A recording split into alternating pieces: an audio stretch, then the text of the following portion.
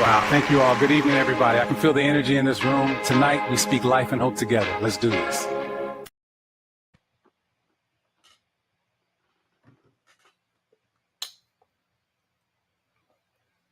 All right,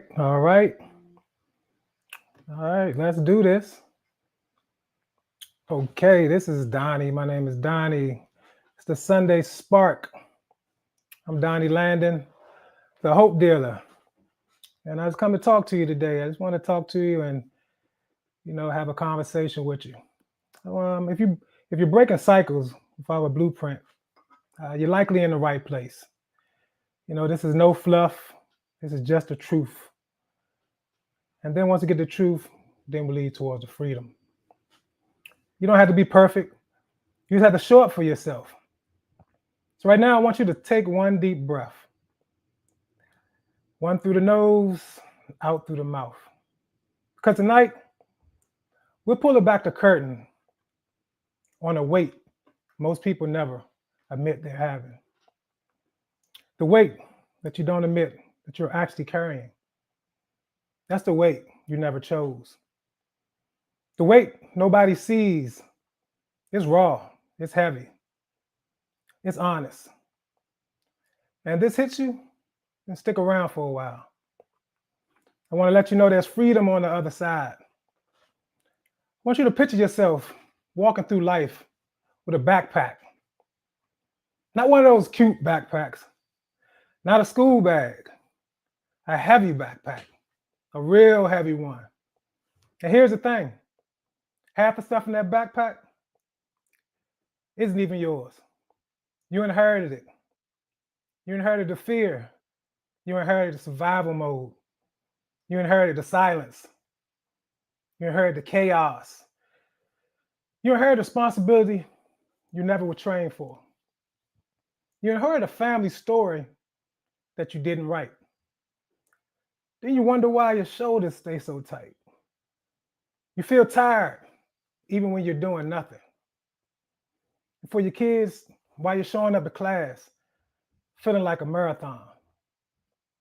It's because you're carrying weight you never asked for. When I talk about weight, I'm not talking about theory. I'm talking about my life.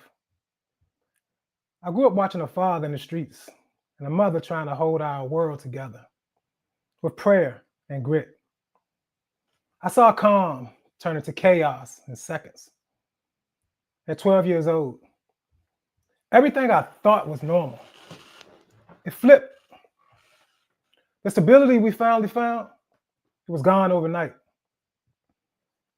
When you grow up in stability, fear becomes luggage. And I can remember watching my grandmother pass away in a hospital bed while I was watching my cousin being arrested for murder on Fox 5. When she passed away, my world cracked again. Another brick in the backpack. By 19, I found myself in handcuffs, high off a PCP. When I was sitting in the back of that police car, I was wondering, how did I get here? That moment wasn't because I was just stupid or hopeless. It was because I was overloaded. It was years of weight, years of silence, years of trying to carry stuff that was never mine. It caught up to me. And you know what? I wasn't broken. I was overloaded. And if you're listening, maybe you're overloaded too. We're going to do this together right now. Type in the chat, whisper to yourself, write it down. What are you carrying that isn't yours? Is it fear? Is it pressure? Is it sometimes just being the first in the family and not having a blueprint of someone before you to pave the way? Or maybe you're like me. You were the first in the family, but now you're trying to hold everybody else together. Trying not to repeat your parents' mistakes. Trying to be perfect so nobody asks how you're really doing. I want you to know when you name it, you weaken it. When you feel it, you disarm it. That's the first step. To feel it, not run from it. Because you can't flip what you refuse to face. Because that's when everything shifts. Your life doesn't change when the weight magically just disappears. Your life changes when you stop pretending that the weight isn't there. Honesty is the beginning of healing. And naming your weight is the beginning of freedom. You know, one day you're going to get tired of carrying fear that's not yours. And I want to tell you that when you admit you've been carrying pressure that you didn't ask for, when you admit that the silence isn't protection, it's poison, that's where transformation starts. Because you can't heal what you hide. You can't grow what you won't name. You're not wrong for feeling heavy. You just need to sort the backpack. Because some of that weight was never meant for you. And some of it, it was sent to shape you. So I guess, you know, both are true.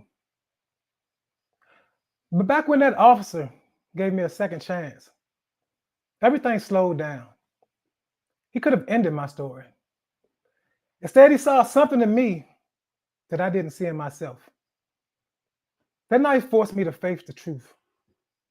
Not about the world, but about me. I realized I had been running from pain, from expectations, from the fear of becoming my father. It was almost like I was running from the pressure of being the first in my family to finally get it right. That night was my mirror moment. And if you've seen episode 1, you'll know what I'm talking about. I saw my reflection and understood survival wasn't enough. If I wanted a different life, I couldn't outrun the weight anymore. I had to feel it. Then once I felt it, then I had to find a way to flip it. I had to find a way to flip the story that I kept telling myself over and over and over again. For me, I went in the Navy. It became my reset. It taught me structure, discipline, and identity. But none of that happened until I acknowledged the weight. Everything you dream of, everything you're capable of, it starts with ownership. Can I let you in on a secret? Nobody's coming to rescue you. But one thing is, mercy can find you and wake you up. I want you to say this to yourself. I'm not broken. I'm just overloaded. And I also want you to tell yourself, and I'm putting down what isn't mine. Let that declaration sit.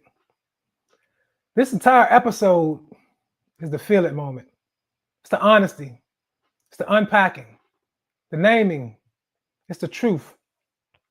Because next time, we're stepping into flip it. How to turn the weight that tried to break you into wisdom. But tonight, all I need from you is honesty.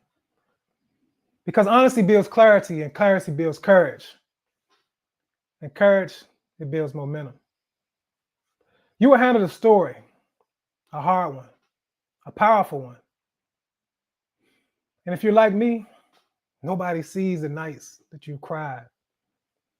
Nobody sees the nights that you've held it together.